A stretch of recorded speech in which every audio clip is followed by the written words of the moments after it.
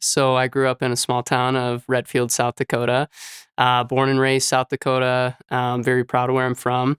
Went to South Dakota State University, where I majored in biology and microbiology, and I wrestled for the Jackrabbits.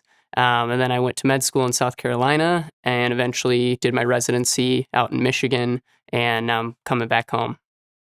Early on in high school, I just kind of found science and anatomy very interesting. I remember taking anatomy as an elective in high school and just understanding kind of the roadmap of the body. I thought was really interesting, and that combined with a want to help people, and using that passion of science and that curiosity to want to help people is what got me interested in medicine. Yeah, so the head and neck anatomy specifically is very complex and very interesting to me.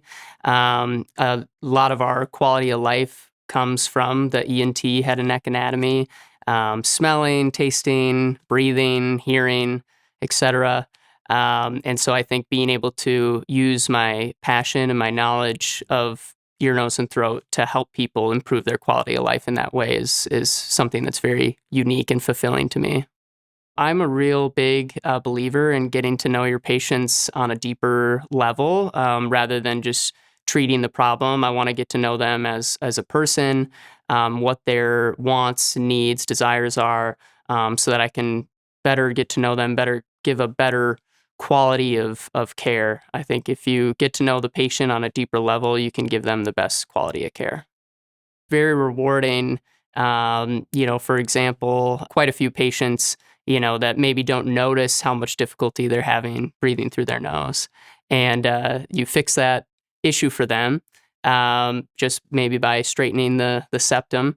And they come into clinic and on that first post-op visit, and they are in tears because they didn't realize how much difficulty they were having breathing through their nose. So that's really the most, I think, rewarding part to me. Both my wife and I are from South Dakota. We really wanted to come back and give to the community that raised us. We love the people of South Dakota, and I think Avera really embodies that. Just good people. They have a great mission. So have a lot of hobbies, but some of my favorites would be, running, golf, hunting, fishing, and then spending time with my family is the most important one.